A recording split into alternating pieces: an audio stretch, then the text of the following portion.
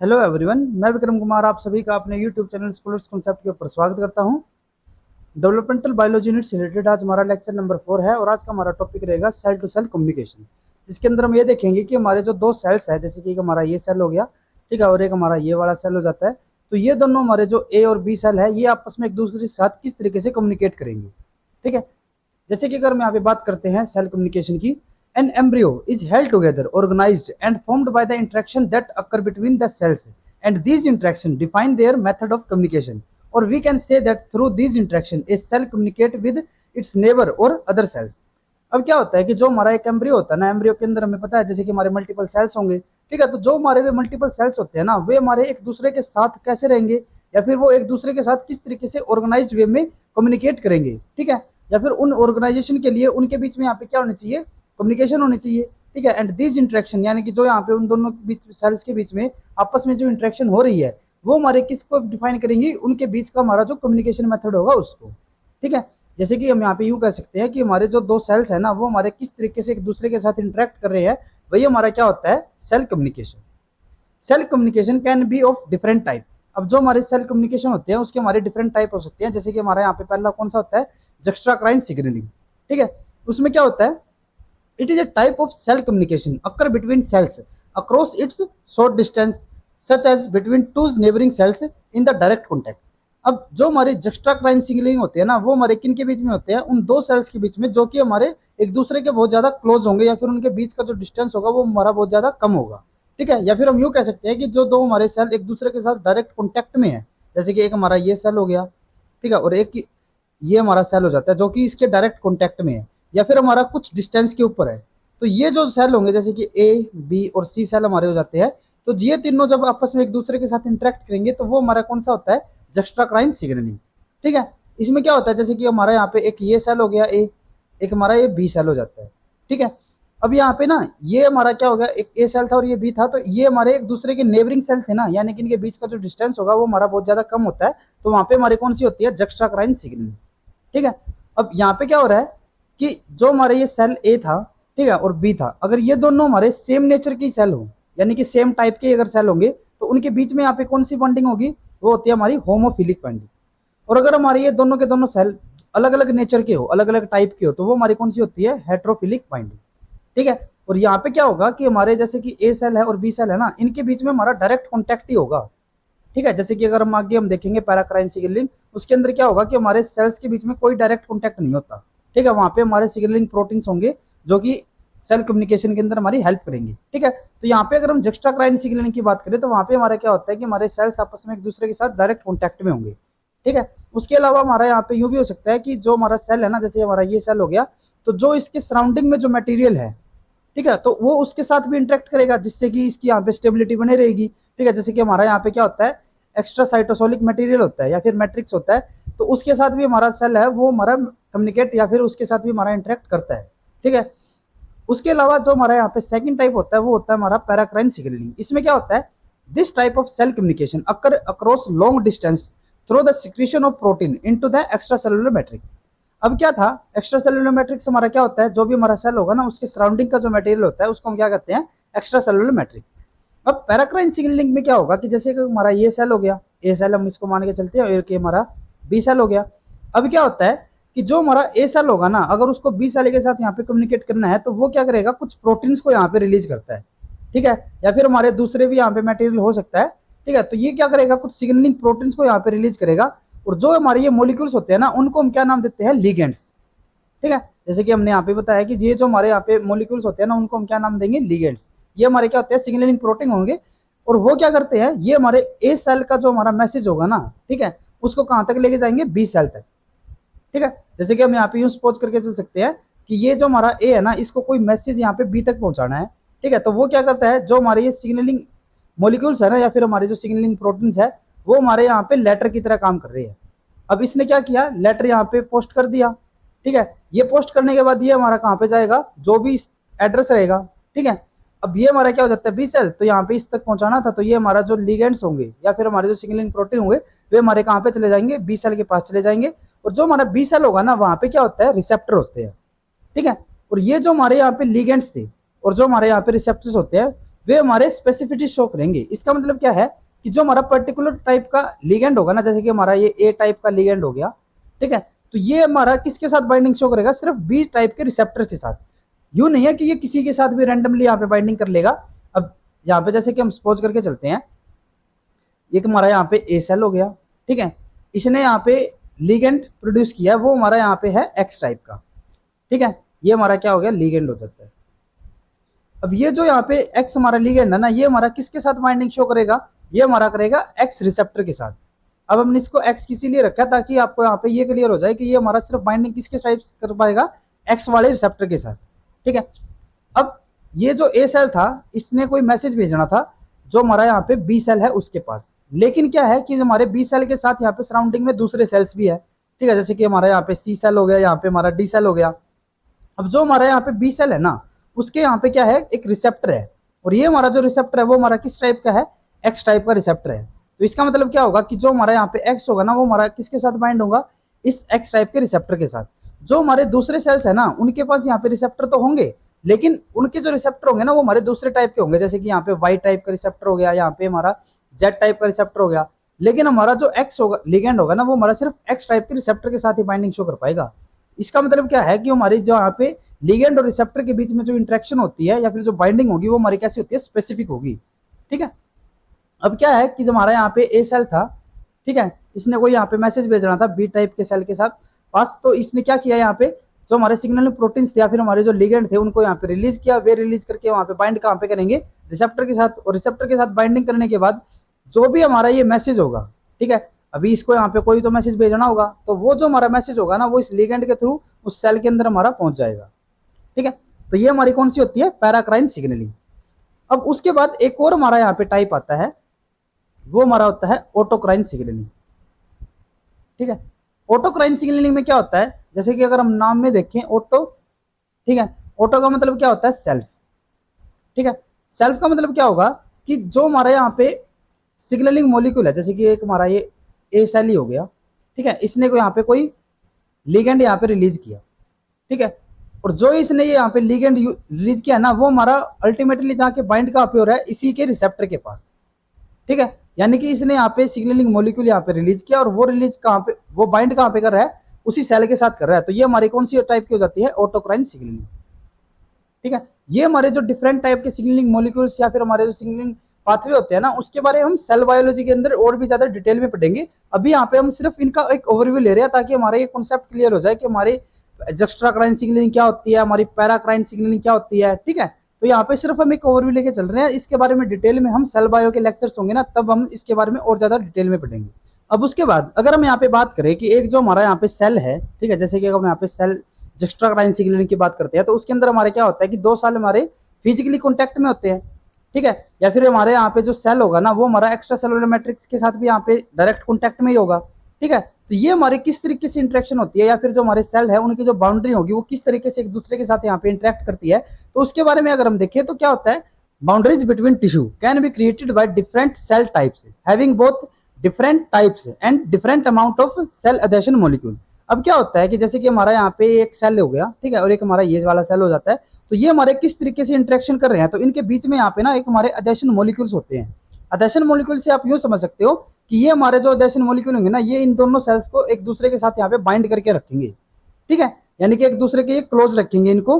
तो उसके लिए हमारे क्या होते हैं, जो हमारे एडेशन मॉलिक्यूल होते हैं ना, वो हमारे क्या होते हैं, अगर हम दो सेल की बात करें तो इन दो सेल के बीच में हमारे डिफरेंट टाइप के एडेशन मॉलिक्यूल भी हो सकते हैं, ठीक है, जैसे कि different type of adhesion molecule, या फिर जो हमारे यहाँ पे एडेशन मॉलिक्यूल भी है ना, अगर हम सपोज करके चलते हैं कि हमारे यहाँ पे दो टाइप के हमारे नेबरिंग सेल हो गए, तो इनके बीच में यहाँ पे एडेशन मॉलिक्यूल हमारा दोनों में सेम है, लेकिन इनकी अगर अमाउंट भी यहाँ पे चेंज होती है, तो भी इनकी जो इंटरेक्शन होगी एक दूसरे के साथ, वो भी हमारी क्या कर जाएगी, डिफर कर जाएगी, ठीक है। जैसे कि several class of molecule can be mediated cell adhesion. अब हमारे जो यहाँ पे सेल एडेशन मॉलिक्यूल होते हैं ना, वो हमारे डिफरेंट क्लास के हो सकते हैं। Among different adhesion molecule cadherin are the major adhesion molecule. अब जो हमारे यहाँ पे डिफरेंट टाइप के एडेशन मॉलिक्यूल है, उनमें से हमारा जो मेजर टाइप के एडेशन मॉलिक्यूल होते हैं, वो हमारे कौन से होंगे, कैथरीन्स। ये क्या होते हैं, cadherins are the calcium dependent adhesion molecule. जो हमारे कैथरीन्स होते हैं ना, वो हमारे क्या होते हैं, कैल्शियम डिपेंडेंट एडेशन मॉलिक्यूल। यानी कि यहाँ पे नाम से हमें जैसे पता चल रहा है कि इनकी जो हमारी एक्टिविटी होगी ना, वो किसके ऊपर डिपेंड होगी, कैल्शियम आयन के ऊपर, ठीक है, कैल्शियम डिपेंडेंट एडेशन मॉलिक्यूल, यानी कि जो इनकी एडेशन एक्टिविटी होगी वो किसके ऊपर डिपेंड रहेगी, कैल्शियम के ऊपर, ठीक है।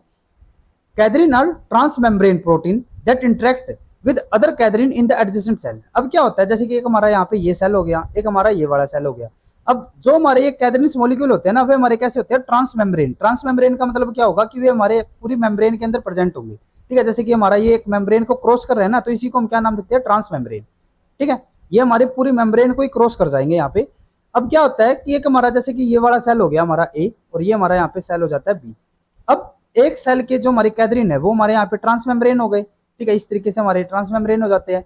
दूसरे भी हमारे यहाँ पे जो सेल होगा ना, अगर उसको इसके साथ इंटरेक्ट करना है, तो यहाँ पे हमारे अगर कैथरीन है तो यहाँ पे भी हमारे क्या होने चाहिए, कैथरीन सी होने चाहिए, तभी तो इनके बीच में यहाँ पे इंटरेक्शन होगी। ठीक है, तभी तो एक दूसरे के साथ कम्युनिकेट कर पाएंगे, जब इनके दोनों के बीच में यहाँ पे जो हमारे एडेशन मॉलिक्यूल होंगे वो हमारे सिमिलर होंगे। अब क्या है कि हमारा जैसे कि ये हमारा ए सेल था और ये हमारा बी सेल था, तो इनके बीच में यहाँ पे जो हमारा ए सेल है ना, उनके बीच उनके पास क्या है, यहाँ पे कैथरीन मॉलिक्यूल है। ठीक है, और यहाँ पे भी इसके पास क्या है, कैथरीन मॉलिक्यूल है। तो ये क्या करते हैं कि इन कैथरीन मॉलिक्यूल के थ्रू क्या करेंगे, एक दूसरे के साथ इंटरेक्ट करेंगे। ठीक है, अब क्या है, the cadherin are anchored inside the cell by a complex of protein called catenin. अब जो हमारा यहाँ पे कैथरीन मॉलिक्यूल होता है ना, जैसे कि ये हमारा एक कैथरीन मॉलिक्यूल हो जाता है यहाँ तक का। ठीक है, जैसे कि हमने यहाँ पे बताया ये हमारा कैथरीन हो गया।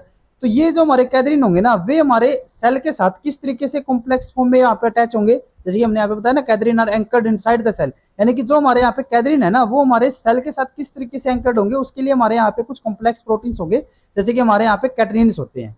ठीक है, अल्फा बीटा गामा, ये हमारे किसके एग्जाम्पल है, कैटनिन के। और ये क्या करेंगे, जो हमारा कैथरीन है ना, ये हमारा कैथरीन हो गया, इसको सेल के अंदर बाउंड करके रखेंगे, इसको यहाँ से रिलीज नहीं होने देंगे। ठीक है, अब क्या है, cadherin catenin complex form the classic adherens junction that help hold epithelial cell together. अब क्या होगा कि ये जो हमारे यहाँ पे जैसे कि ये जो हमारे कैटनिन मॉलिक्यूल है ना, एक्चुअल में यही हमारे क्या करेंगे, यहाँ पे बेसिक क्रिएट करेंगे, जो हमारे दो कैथरीन है उन दोनों की जो यहाँ पे इंटरेक्शन होगी। जैसे कि अगर हम यहाँ पे बात करते हैं, ये हमारा यहाँ पे ए हो गया, ये हमारा बी था, तो यहाँ पे जो हमारे अल्फा बीटा और गामा थे ना, ये क्या कर रहे हैं, इस कैथरीन को यहाँ पे अटैच करके रखे हुए हैं ए सेल के अंदर। इसी तरीके से जो हमारे यहाँ पे बी वाले जो हमारे अल्फा बीटा गामा होंगे, उसका जो हमारे यहाँ पे कैथरीन होगा, वो भी हमारे क्या कर रहे हैं, अल्फा बीटा गामा इस कैथरीन मॉलिक्यूल को इस बी सेल के साथ अटैच करके रखे हुए हैं। तो अगर हमारे जो दोनों कैथरीन है, अगर इनके बीच में यहाँ पे इंट्रैक्शन होगी हमारी, तो उसके लिए हमारा क्या होगा कि हमारे यहाँ पे जो अल्फा बीटा गामा जो हमारे कैटनिन थे ना, वे हमारे कॉम्प्लेक्स फॉर्म में यहाँ पे प्रेजेंट होने चाहिए। अगर ये यहाँ पे प्रेजेंट नहीं होंगे, तो इनके बीच की जो यहाँ पे इंट्रैक्शन होगी ना, वो भी हमारी नहीं हो पाएगी। क्यों? क्योंकि ये हमारे यहाँ से रिलीज हो जाएंगे। ठीक है, तो यानी कि इनको अगर यहाँ पे रिलीज, इनको अटैच करके रखना है एक दूसरे के साथ, तो उसके लिए हमारे यहाँ पे क्या होना चाहिए, कैटनिन मॉलिक्यूल जरूरी होंगे।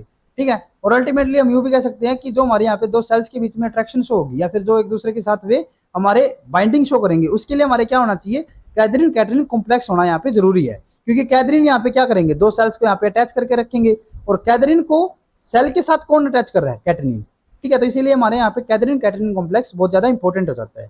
ठीक है, दो सेल्स को यहाँ पे एक दूसरे के साथ बाइंड करके रखने के लिए। ब्लॉकिंग कैथरीन फंक्शन और blocking cadherin synthesis can prevent the formation of epithelial tissue and cause the cell to disaggregate. अब अगर हम यहाँ पे सपोज करके चलते हैं, हमारे यहाँ पे कैथरीन की सिंथेसिस नहीं हुई, या फिर जो हमारे कैथरीन है उनकी जो एक्टिविटी है वो हमारे यहाँ पे ब्लॉक हो जाती है, तो उस केस में क्या होगा कि हमारे जो ये दो सेल होंगे ना, वो एक दूसरे के साथ यहाँ पे एग्रीगेट फॉर्म में नहीं हो पाएंगे। ठीक है, और ये दोनों सेल हमारे क्या हो जाएंगे, डिसएग्रीगेट हो जाएंगे। ठीक है, अब अगर यहाँ पे कैथरीन स्ट्रक्चर की अगर हम बात करते हैं, तो इसके पास यहाँ पे क्या होती है, हमारी यहाँ पे पांच हमारी यहाँ पे होती है कैल्शियम बाइंडिंग साइट। ठीक है, जिनसे आपको क्या करेंगे, हमारे जो कैल्शियम होंगे, अभी जैसे हमने बताया था ना कि जो हमारे कैथरीन होते हैं वो क्या होते हैं, हमारे कैल्शियम डिपेंडेंट होंगे, यानी कि ये हमारे कैल्शियम के ऊपर डिपेंड होंगे उनकी एक्टिविटी के लिए।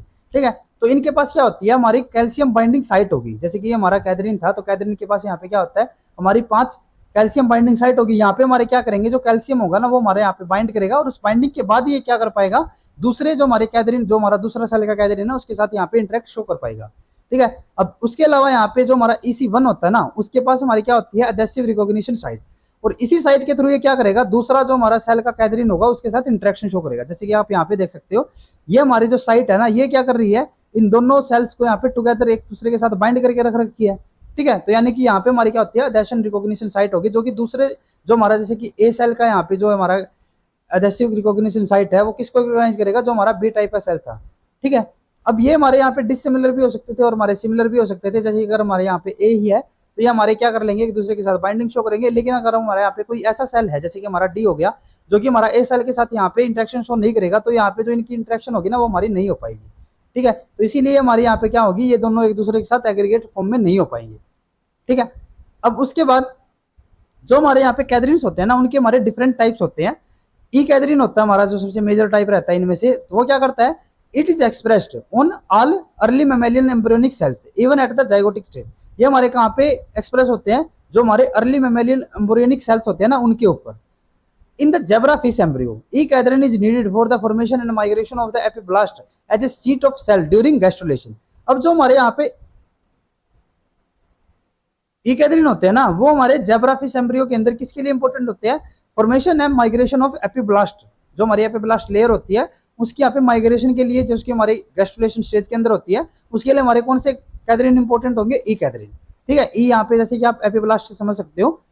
Loss of E cadherin in the half-baked zebrafish mutant result in the failure of deep epiblast cells to move radially into the more superficial epiblast layer, ठीक है। और अगर हमारे यहाँ पे जो हमारा ई कैदरीन अगर वही हमारा म्यूटेंट हो जाए या फिर उसका लॉस हो जाए यहाँ पे, तो जो हमारे यहाँ पे एपिब्लास्ट लेयर की जो हमारी गैस्ट्रुलेशन के थ्रू इंट्रैक्शन या फिर जो हमारी माइग्रेशन होनी चाहिए थी, वो हमारे यहाँ पे नहीं हो पाएगी, ठीक है। दूसरा हमारा यहाँ पे टाइप होता है पी कैदरीन। इसमें क्या होता है, it is found predominantly in the placenta. P जैसे हमारा नाम किसको डिनोट कर रहा है, प्लेसेंटा को। ये हमारे कहाँ पे मिलते हैं, जो हमारे पी कैदरीन होंगे वे प्लेसेंटा के अंदर मिलते हैं, where it helps the placenta stick to the uterus. और जो हमारा प्लेसेंटा यूटेरस के साथ अटैच होता है ना, ठीक है, या फिर जो उसके साथ बाइंड होगा, स्टिक होगा, तो उसके लिए हमारे यहाँ पे क्या होता है, जो हमारे पी कैदरीन होंगे वो हमारे यहाँ पे इंपॉर्टेंट रोल प्ले करेंगे। अगर हमारे ये यहाँ पे प्रेजेंट नहीं होगा, अगर ये म्यूटेंट हो जाता है, तो जो हमारा प्लेसेंटा होता है ना, ठीक है, वो यूटेरस के ऊपर यहाँ पे बाइंड नहीं कर पाएगा। उसके बाद थर्ड हमारा यहाँ पे टाइप आता है एन कैदरीन। ये क्या करता है, it is highly expressed on the cell of the developing central nervous system. और ये हमारे कहाँ पे मिलता है, जो हमारे सेंट्रल नर्वस सिस्टम होंगे उनकी डेवलपमेंट के अंदर हमारे इंपॉर्टेंट रहेंगे। उसके बाद हमारा यहाँ पे फोर्थ टाइप आता है आर कैदरीन। और ये हमारे किसके लिए इंपॉर्टेंट होते हैं, it is critical in retina formation. Retina formation के लिए हमारे इंपॉर्टेंट रहेंगे, ठीक है। अब उसके बाद नेक्स्ट हमारा यहाँ पे टॉपिक आता है एक्स्ट्रासेलुलर मैट्रिक्स। ये क्या होता है, जैसे हमने यहाँ पे पीछे ही बताया था ना कि जो हमारा सेल होता है उसके जो सराउंडिंग में होते हैं वो हमारा क्या कहलाता है, एक्स्ट्रासेलुलर मैट्रिक्स, ठीक है। तो इसके बारे में अगर हम बात करते हैं तो ये हमारा क्या होते हैं, it is an insoluble network consisting of macromolecules created by the cell, ठीक है। यानी कि इसके अंदर हमारे जो मैक्रोमोलिक्यूल्स होंगे उनको रिलीज कौन करेगा, वही हमारे जो सेल्स होंगे ना, जैसे कि ये सेल हो गया, तो इसके जो सराउंडिंग में होंगे ना, तो वो हमारे क्या होते हैं, कुछ मैक्रोमोलिक्यूल होते हैं, ठीक है। और ये हमारे मैक्रोमोलिक्यूल कहाँ से रिलीज होते हैं, इसी सेल से ही होंगे, ठीक है। These macromolecules form the region of non-cellular material in the interstices between the cells. Different properties such as cell adhesion, cell migration, and formation of epithelial sheets and tubes all depend on the ability of cell to form attachment to the extracellular matrix. अब जो हमारी cell अडेशन होनी है या फिर cell की migration होनी है या फिर हमारी एपिथेलियल सेल की यहाँ पे फॉर्मेशन भी होनी है, वो हमारी किसके ऊपर डिपेंड करती है कि वो हमारा जो सेल है, ठीक है, वो हमारा एक्स्ट्रासेलुलर मैट्रिक्स के साथ किस तरीके से अटैच हो रहा है। Cell to cell interaction do not happen in the absence of extracellular matrix. और अगर हमारे दो सेल्स को इंटरेक्शन भी शो करनी है ना, ठीक है, या फिर कम्युनिकेशन भी शो करनी है, तो वो हमारे किसके ऊपर डिपेंड रहेगी, जो हमारा एक्स्ट्रासेलुलर मैट्रिक्स होगा।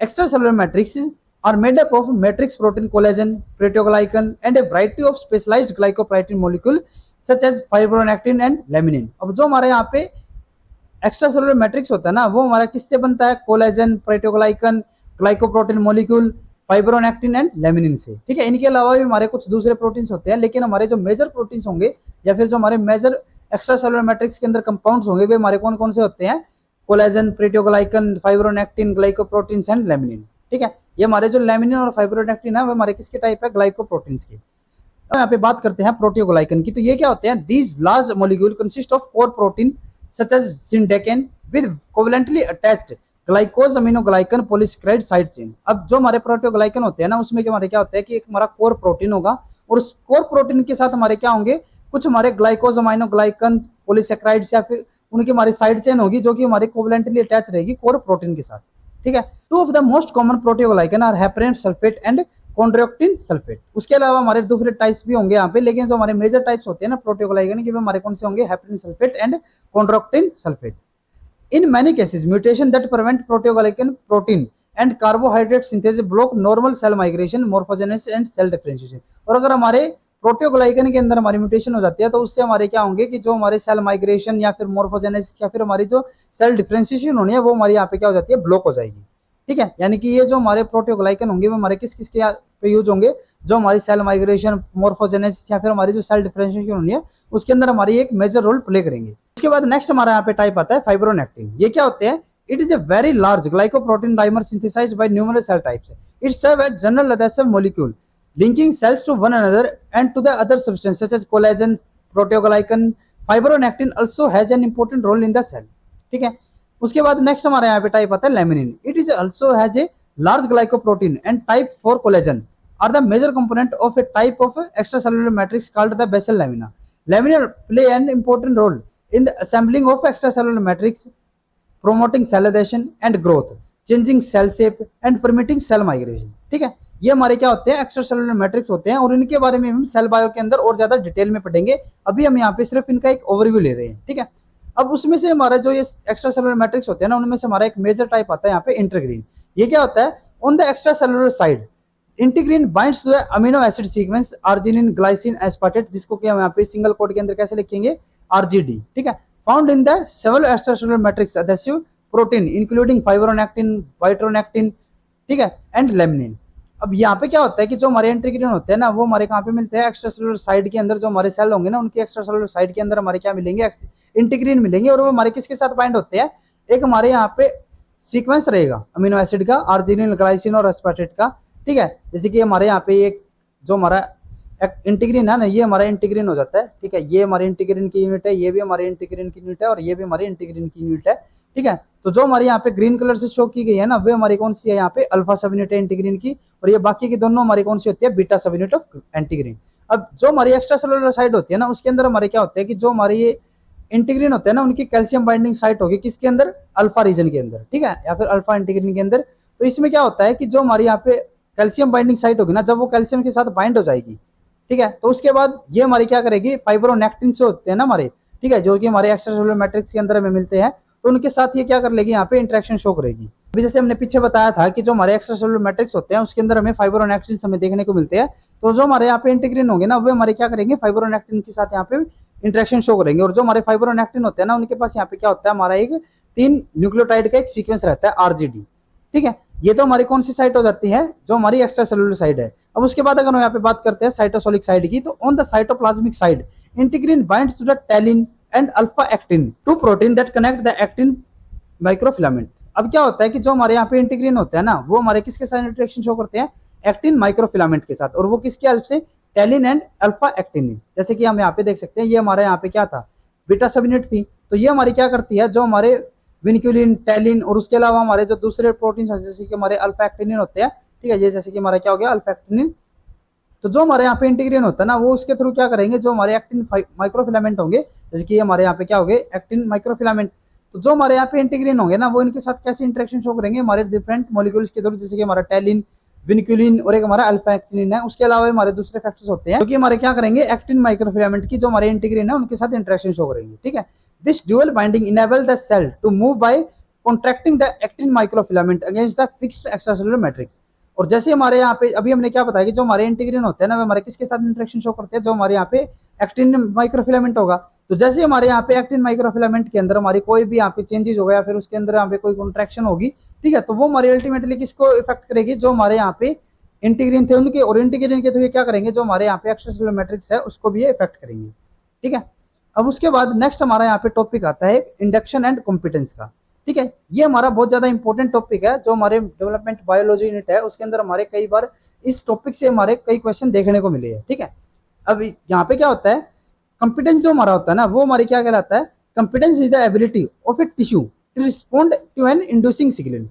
अब कोई भी हमारा सेल या फिर हमारा कोई टिश्यू है, ठीक है, अब ये हमारा किसी इंड्यूसिंग सिग्नलिंग, जैसे कि हमारा कोई यहाँ पे सिग्नल आया है, ठीक है, तो ये जो हमारा सेल होगा ना, वो इस पर्टिकुलर सिग्नल के लिए हमारा रिस्पॉन्ड कर पाएगा या नहीं कर पाएगा, वो हमारी क्या कहलाती है? कॉम्पिटेंस। ठीक है। अगर ये हमारा कर पाएगा तो हमारा क्या हो जाएगा? कॉम्पिटेंस। और अगर ये नहीं कर पाएगा तो ये हमारा क्या हो जाता है? Non competence. ठीक है। जैसे कि आप यहाँ पे यूं समझ सकते हो, ये हमारा यहाँ पे ए पर्सन हो गया, ठीक है, और ये हमारा यहाँ पे बी पर्सन हो जाता है। अब ए पर्सन ने यहाँ पे क्या किया? बी पर्सन को यहाँ पे चाटा लगाया, ठीक है, उसको यहाँ पे स्लैप किया।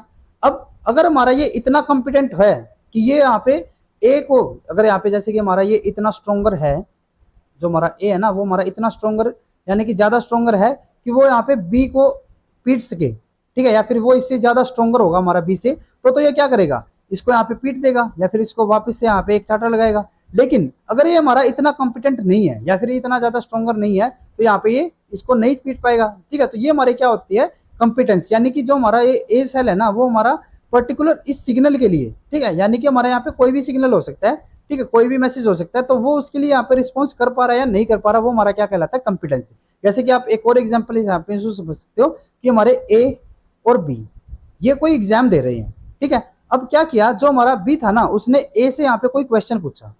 ठीक है, यहाँ पे चीटिंग कर रहे हैं, तो ये क्या किया कि जो हमारा बी है ना, उसने ए से हमारा कोई क्वेश्चन पूछा। तो अगर ए हमारा इतना कॉम्पिटेंट है कि वो उस क्वेश्चन का आंसर दे पाए, तो ये क्या करेगा, इस क्वेश्चन का आंसर इसको बता देगा। ठीक है, लेकिन अगर हमारा ये जो ए है ना, वो इतना कॉम्पिटेंट नहीं है, यानी कि उसको वो क्वेश्चन नहीं आता, तो ये क्या कि इसको क्वेश्चन पे आंसर बता पाएगा, नहीं बता पाएगा, तो यहाँ पे हमारा क्या हो जाता है, नॉन कॉम्पिटेंट। और अगर इसको बता पा रहा है तो हमारा क्या हो जाता है, competent. There are at least two component of every inductive interaction. अब जो हमारे यहाँ पे इंटरेक्शन हो रही है ना, उसके लिए हमारे यहाँ पे दो कंपोनेंट्स होते हैं। पहला हमारा कंपोनेंट कौन सा होता है, the first component is the inducer. यहाँ पे पहला हमारा जो कंपोनेंट होता है ना, वो हमारा कौन सा होता है, इंड्यूसर। जैसे कि हम यहाँ पे क्या बात कर रहे थे कि जो हमारा ए सेल है ना, ठीक है, उसने कोई सिग्नल यहाँ पे बी सेल को भेजा। ठीक है, अब बी सेल अगर हमारा इतना कॉम्पिटेंट है कि वो इसके लिए जो हमारे यहाँ पे सिग्नल आया है ना, उसके लिए कुछ रिस्पॉन्ड कर पाए, तो वो हमारा यहाँ पे क्या हो जाएगा, कॉम्पिटेंट हो जाएगा। ठीक है, अब जो यहाँ पे सिग्नल आया है ना, जिसने भी वो सिग्नल भेजा है, ठीक है, उसको हम क्या नाम देते हैं, इंड्यूसर। यानी कि जो हमारे यहाँ पे सिग्नल भेजेगा ना, ठीक है, या फिर इसके अंदर कोई चेंज यहाँ पे इंड्यूस करेगा, ठीक है, वो हमारा क्या कहलाता है, जो यानी कि ए यहाँ पे हमारा क्या हो जाएगा, इंड्यूसर। ठीक है, that tissue that produce the signal, जिसने यहाँ पे सिग्नल को प्रोड्यूस किया, वो हमारा क्या हो जाता है, inducer. That changes the cellular behaviour of the other tissue. इसकी वजह से यहाँ पे क्या होगा कि जो हमारा बी है ना, उसके अंदर हमारे कोई चेंज आएंगे अगर ये कॉम्पिटेंट है तो। दूसरा हमारे यहाँ पे क्या होता है, this signal is secreted protein. जो हमारे यहाँ पे सिग्नल्स होते हैं ना, वे हमारे क्या होते हैं, सिक्रेटेड प्रोटीन्स होते हैं, जिनको हम क्या नाम देते हैं, कॉल्ड द पैराक्राइन फैक्टर। जैसे हमने पीछे ही बताया था ना कि जो हमारे यहाँ पे पैराक्राइन सिग्नलिंग होती है, उसके अंदर हमारे जो सिक्रेटेड मोलिक्यूल्स होंगे, वे हमारे क्या होते हैं, प्रोटीन्स होते हैं। तो इसीलिए यहाँ पे भी जो हमारी इंटरेक्शन हो रही है ना, उसके अंदर भी हमारे क्या होंगे, पैराक्राइन फैक्टर या फिर हमारी पैराक्राइन सिग्नलिंग ही काम आएगी, जिसके अंदर हमारे क्या होंगे, जो इंड्यूसर है ना, वो हमारा सिग्नलिंग मोलिक्यूल जैसे कि हमारे प्रोटीन्स है, उनको रिलीज करेगा, और वो हमारे कहाँ पे जाके बाइंड होंगे, बी सेल के ऊपर। ठीक है, और अगर बी सेल हमारा कॉम्पिटेंट होगा, तो ही वो क्या कर पाएगा, उसके लिए रिस्पॉन्ड कर पाएगा। ठीक है, जो हमारे पैराक्राइन फैक्टर्स होंगे, वो क्या होते हैं, which is secreted into the extracellular space and influence the close neighbours. ठीक है, the second component the responder. अब जहाँ पे हमारा पहला कंपोनेंट कौन सा था, इंड्यूसर था, तो जो हमारा दूसरा कंपोनेंट होता है, वो हमारा कौन सा होता है, रिस्पॉन्डर। ठीक है, यानी कि जो हमारा सेल रिस्पॉन्ड करेगा ना, वो हमारा कौन सा होगा, रिस्पॉन्डर। ठीक है, अब इसमें क्या होता है, इज अ सेल और टिश्यू बीइंग इंड्यूस्ड, यानी कि जो हमारा इंड्यूस होगा या जो हमारा इफेक्ट होगा, उसको हम क्या कहेंगे यहाँ पे, responder. Responder tissue must have both a receptor protein for the inducing factor and ability to respond to the signal. अब जो हमारे यहाँ पे रिस्पॉन्डर होता है ना, उसकी हमारे पास यहाँ पे दो प्रॉपर्टी होनी चाहिए। पहला तो क्या होना चाहिए कि इसके पास हमारा कोई रिसेप्टर होना चाहिए जो कि इस पर्टिकुलर सिग्नल के साथ बाइंड हो सके। ठीक है, और दूसरी इसके पास यहाँ पे क्या होना चाहिए, कंपिटेंसी होनी चाहिए। कंपिटेंसी का हमने क्या बताया था कि उसके पास वो एबिलिटी होनी चाहिए कि वो उस पर्टिकुलर सिग्नल के लिए कुछ रिस्पॉन्ड कर पाए। ठीक है, यानी कि ability to respond to the signal. अब उसके बाद the head ectoderm is competent to respond to the paracrine factor made by this brain bridges the optical vesicle and the head ectoderm receiving the paracrine factor is induced to form the lens of the eye. अब क्या होता है कि जो हमारे यहाँ पे head ectoderm होता है ना, ठीक है, वो हमारे क्या होते हैं, कॉम्पिटेंट होते हैं किसके लिए, उन फैक्टर्स के लिए। अभी हमने बताया था ना कि जो हमारे यहाँ पे रिस्पॉन्डर होता है, वो हमारा क्या होना चाहिए, कॉम्पिटेंट होना चाहिए पैराक्राइन फैक्टर के लिए। अब जो हमारे यहाँ पे हेड एक्टोडर्म होता है ना, वो हमारा कॉम्पिटेंट होता है किसके लिए, जो हमारे ब्रेन बल्जेस या फिर जो हमारे ऑप्टिकल वेसिकल्स होंगे ना, उनसे जो हमारे यहाँ पे पैराक्राइन फैक्टर बनेंगे उनके लिए। और जैसे हमारा ये जो हेड एक्टोडर्म होगा, उसके पास सिग्नल आएगा, अब वो हमारा क्या है, कॉम्पिटेंट है। कॉम्पिटेंट का मतलब क्या होगा कि वो हमारा एबिलिटी रखता है उस पर्टिकुलर सिग्नल के लिए रिस्पॉन्ड करने के लिए। ठीक है, तो जैसे ही हमारा जो यहाँ पे हेड एक्टोड्रम होगा, उसके पास यहाँ पे हमारे पैराक्राइन फैक्टर या फिर हमारा सिग्नलिंग मोलिक्यूल आएगा ऑप्टिकल फाइबर से, तो वो हमारा क्या करता है, जो हमारे हेक्टोड्रम होंगे ना, वो हमारे इंड्यूस करेंगे किसकी फॉर्मेशन, लेंस ऑफ द आई। ठीक है, जैसे कि हम यहाँ पे यूं समझ सकते हैं कि ये हमारा क्या हो गया, ऑप्टिकल वेसिकल हो गई। ठीक है, अब जो हमारे यहाँ पे ऑप्टिकल वेसिकल होंगे ना, वे हमारे सिग्नल यहाँ पे पास करेंगे। ठीक है, और ये जो हमारे सिग्नल होंगे वे किस फॉर्म में होंगे, पैराक्राइन फैक्टर के अंदर। ठीक है, तो इसने यहाँ पे सिग्नल को पास किया, वो हमारा सिग्नल कहाँ पे जाता है, जो हमारे यहाँ पे हेड एक्टोड्रम होंगे उनके पास। और जब यहाँ पे जो हमारा ऑप्टिकल वेसिकल है, उससे हमारा जो सिग्नल था वो हमारा हेड एक्टोड्रम के पास पहुंचेगा, तो जो हमारे यहाँ पे हेड एक्टोड्रम होंगे ना वो हमारे यहाँ पे किसकी सिंथेसिस करेंगे, आई लेंसेज की। ठीक है, अब यहाँ पे हमारी दोनों चीजें हो रही है कि जो हमारे यहाँ पे हेड एक्टोड्रम है ना, एक तो उसके पास यहाँ पे पर्टिकुलर रिसेप्टर है जो कि हमारा यहाँ पे ऑप्टिकल वेसिकल जो हमारा पैराक्राइन फैक्टर रिलीज हुआ है उसको यहाँ पे बाइंड कर पाए, और बाइंड करने के बाद भी हमारा रिस्पॉन्ड कर पाए, तो यानी कि ये हमारा क्या है, कॉम्पिटेंट भी है। ठीक है, अब जैसे कि हम यहाँ पे आगे देखते हैं, इसी केस को यहाँ पे लेके चलते हैं। The gene for the lens protein become induced in the head ectoderm and are expressed in this cells. अब क्या होता है कि जो हमारा, जैसे हमने पीछे बताया था ना कि जो हमारे हेड एक्टोड्रम होते हैं उनके पास हमारे कोई पैराक्राइन फैक्टर्स आएंगे जो कि हमारे ऑप्टिकल वेसिकल से रिलीज होते हैं। तो क्या होता है कि जो हमारे यहाँ पे सिग्नल आके बाइंड हुआ है ना, वो हमारा सिग्नल क्या कराएगा, इंडक्शन करवाएगा, किसके लिए, वे हमारे जीन्स जो कि हमारे लेंस की फॉर्मेशन करेंगे। जैसे कि हम यहाँ पे देख सकते हैं, हमारे यहाँ पे ऑप्टिकल वेसिकल था, ठीक है, अब उसने सिग्नल भेजा किसके पास, हेक्टोड्रम के पास। अब उसने यहाँ पे सिग्नल भेजा किसके पास, हेड एक्टोड्रम के पास। अब जैसे इसके पास सिग्नल आएगा तो ये क्या करेगा, रिस्पॉन्ड करेगा। और रिस्पॉन्ड ये किस फॉर्म में करता है कि जो हमारे आई लेंसेज के लिए जो हमारे जीन्स होंगे ना, वे हमारे यहाँ पे एक्टिवेट हो जाएंगे और यहाँ पे किसकी फॉर्मेशन हो जाएगी, लेंस की। ठीक है, अब जैसे कि हमने आगे भी बताया है, this prospective lens cells secrete paracrine factor that instruct the optical vesicle to form the retina. अब क्या हो रहा था कि जो हमारे यहाँ पे ऑप्टिकल वेसिल थे ना, वे हमारे हेड एक्टोड्रम के पास सिग्नल भेज रहे थे, और उस सिग्नल के थ्रू क्या हो रहा था, हमारी लेंस की फॉर्मेशन हो रही थी। और जब हमारे यहाँ पे जो हेड एक्टोड्रम है ना, उसके अंदर हमारी लेंस की फॉर्मेशन हो जाती है, तो क्या होता है कि जो हमारे यहाँ पे हेड एक्टोड्रम था ना, वो हमारा सिग्नल वापस भेजेगा किसके पास, ऑप्टिकल वेसिकल के पास। ठीक है, और ये जो हमारा सिग्नल होगा ये किसके लिए होगा, रेटिना फॉर्मेशन के लिए। ठीक है, यानी कि जो हमारा इनिशियली जो हमारा यहाँ पे ऑप्टिकल वेसिकल था वो हमारा किसकी तरह काम कर रहा था, एक इंड्यूसर की तरह। ठीक है, और जो हमारे यहाँ पे हेड एक्टोड्रम था वो हमारा किसकी तरह काम कर रहा था, एक रिस्पॉन्डर की तरह। ठीक है, लेकिन जब हमारे यहाँ पे लेंस की फॉर्मेशन हो जाएगी तो जो इनके यहाँ पे फंक्शंस होंगे वो हमारे क्या हो जाएंगे, चेंज हो जाएंगे। अब जो हमारा हेड एक्टोड्रम होगा ना, वो हमारा सिग्नल भेजेगा किसके पास, ऑप्टिकल वेसिकल के पास। तो इसका मतलब जो हमारा यहाँ पे हेड एक्टोड्रम है वो किसकी तरह काम कर रहा है, एक इंड्यूसर की तरह, और जो हमारे यहाँ पे ऑप्टिकल वेसिकल है वो हमारे किसकी तरह काम कर रहा है, एक रिस्पॉन्डर की तरह। ठीक है, और जो हमारा यहाँ पे हेड एक्टोड्रम से जो हमारा ऑप्टिकल वेसिकल के पास जो सिग्नल आएगा वो किसके लिए आता है, रेटिना फॉर्मेशन के लिए। ठीक है, in this way the two major part of the eye construct each other and the eye form from the reciprocal paracrine interaction. और जो हमारी यहाँ पे इंटरेक्शन होती है ना, वो हमारी कौन सी होती है, रेसिप्रोकल पैराक्राइन इंटरेक्शन। ठीक है, इसका मतलब क्या होगा कि जो हमारे यहाँ पे ऑप्टिकल वेसिकल है, जो फिर हमारे यहाँ पे हेड एक्टोड्रम है, उनकी फंक्शनिंग के लिए एक दूसरे के लिए हमारे इंपॉर्टेंट हो जाते हैं। अगर हमारे यहाँ पे ऑप्टिकल वेसिकल ही नहीं होगा तो वो हमारा इनिशियल सिग्नल था वो हेड एक्टोड्रम के पास नहीं पहुंचेगा, यानी कि यहाँ पे लेंस की फॉर्मेशन नहीं होगी। और अगर लेंस की यहाँ पे फॉर्मेशन नहीं होगी तो यानी कि हमारा जो एक्टोड्रम है वो वापस यहाँ पे सिग्नल नहीं भेज पाएगा किसके पास, ऑप्टिकल वेसिकल के पास, रेटिना फॉर्मेशन के लिए। तो यानी कि हमारे यहाँ पे ना तो लेंस की फॉर्मेशन होगी और ना ही हमारे यहाँ पे रेटिना की फॉर्मेशन होगी। ठीक है, इसीलिए हम इसको क्या कहते हैं, रेसिप्रोकल इंडक्शन भी बोलते हैं। ठीक है, जैसे कि हम आगे देखेंगे इसके बारे में। इन this way it is also important to note that the head ectoderm is the only region capable of responding to the optical vesicle। अब क्या होता है कि जो हमारे यहाँ पे हेड एक्टोड्रम मैंने बताया ना कि हमारा, जैसे कि आप यहाँ पे देख सकते हो, ये हमारा कौन सा रीजन है, हेड रीजन है। ठीक है, और ये हमारे यहाँ पे क्या है, हेड एक्टोड्रम है। अब जो हमारे यहाँ पे सिग्नल आ रहे थे किससे आ रहे थे, ऑप्टिकल वेसिकल से आ रहे थे। ठीक है, जैसे कि हमारा क्या हो गया, ऑप्टिकल वेसिकल हो जाता है।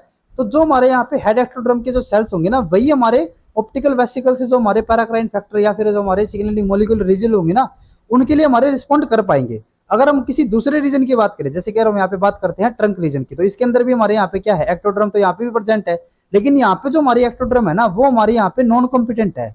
नॉन कॉम्पिटेंट का मतलब क्या होगा कि यहाँ पे जो हमारे पैराक्राइन फैक्टर रिलीज होंगे ना, उसके लिए ये हमारा कोई भी रिस्पॉन्ड नहीं करेंगे, और अगर ये कोई रिस्पॉन्ड नहीं करेंगे तो यानी कि यहाँ पे लेंस की फॉर्मेशन नहीं हो पाएगी।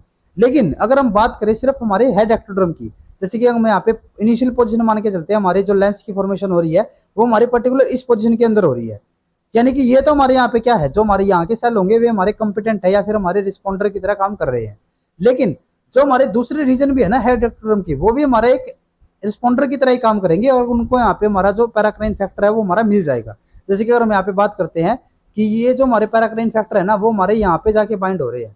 ठीक है, यहाँ पे भी हमारा कौन सा है, हेड रीजन ही है, और हेड का हमारा कौन सा रीजन है, हेड एक्टोड्रम है। तो यहाँ पे भी हमारी क्या हो जाएगी, लेंस की फॉर्मेशन हो जाएगी। ठीक है, लेकिन अगर ये हमारे किसी दूसरे रीजन के अंदर जा रहे हैं, जैसे कि हमारे यहाँ पे बात करते हैं ट्रंक रीजन के अंदर, तो यहाँ पे हमारी कोई भी हमारे यहाँ पे आई की फॉर्मेशन नहीं होगी। क्यों नहीं होगी, क्योंकि यहाँ पे हमारे जो ट्रंक रीजन के सेल्स है ना, वो हमारे यहाँ पे कॉम्पिटेंट नहीं है उस पर्टिकुलर सिग्नल के लिए। ठीक है, अब यहाँ पे ये भी आपको इंपॉर्टेंट में याद रखना है कि हमारे जो सेल्स होंगे ना, या फिर जो हमारे रिस्पॉन्डर होंगे, वे हमारे डिफरेंट पैराक्राइन फैक्टर के लिए रिस्पॉन्ड करेंगे। यूं नहीं है कि हमारा कोई पर्टिकुलर टाइप का हमारा ऐसा रिस्पॉन्डर है जो कि सभी सेल सिग्नल या फिर हमारे सभी मॉलिक्यूल के लिए रिस्पॉन्ड कर रहा है, ऐसा नहीं होता। हमारे कुछ स्पेसिफिक सेल्स होंगे जो कि हमारे पर्टिकुलर स्पेसिफिक टाइप के लिगेंड या फिर हमारा पैराक्राइन फैक्टर के लिए हमारे क्या करेंगे, रिस्पॉन्ड करेंगे। बाकी के सिग्नल के लिए उनके कोई भी यहाँ पे रिस्पॉन्स नहीं होगा, ठीक है। इसीलिए हमारा यहाँ पे क्या हो रहा था कि जो हमारा हेड एक्टोड्रम है ना, वो तो हमारा रिस्पॉन्ड यहाँ पे कर पा रहा था, लेकिन जो हमारा यहाँ पे ट्रंक रीजन होगा ना, वो हमारा यहाँ पे रिस्पॉन्ड नहीं करता, ठीक है। If an optical vesicle from the Xenopus laevis embryo is placed underneath the head ectoderm in the different part of the head from where the frag optical vesicle normally forms। अब क्या होता है कि जैसे कि हमने यहाँ पे क्या किया कि जो हमारे यहाँ पे ऑप्टिकल वेसिकल थे ना, जैसे कि हमने ऑप्टिकल वेसिकल को जो हमारा हेड रीजन है उसके अंदर किसी दूसरे रीजन के अंदर हमने इसको रख दिया, ठीक है। जैसे कि हमने यहाँ पे क्या किया, इस रीजन के अंदर हमने इसको रख दिया, तो जो हमारे यहाँ से पैराक्राइन फैक्टर होंगे, अभी हमने क्या बताया था कि जो हमारे ऑप्टिकल वेसिकल होंगे ना, वही हमारे क्या करेंगे, पैराक्राइन फैक्टर को रिलीज करेंगे। तो जो हमारे यहाँ पे फैक्टर्स होंगे ना, वे हमारे कहाँ पे जाके बाइंड करेंगे, जो हमारा हेड एक्टोड्रम का रीजन है वहां पे। अगर ये हमारे हेड एक्टोड्रम का रीजन, अभी हमने क्या बताया था कि जो हमारा हेड एक्टोड्रम का रीजन है वो तो हमारा कंपिटेंट ही है, तो ये क्या करेगा यहाँ पे इन सिग्नल को यहाँ पे रिजर्व करके, तो ये क्या करता है यहाँ पे लेंस फॉर्मेशन यहाँ पे कर देगा, ठीक है। The vesicle will induce the ectoderm to form the lens tissue, और यहाँ पे क्या करेंगे, जो हमारे यहाँ पे पैराक्राइन फैक्टर थे वो हमारे हेड एक्टोड्रम से यहाँ पे लेंस की फॉर्मेशन को इंड्यूस करेंगे।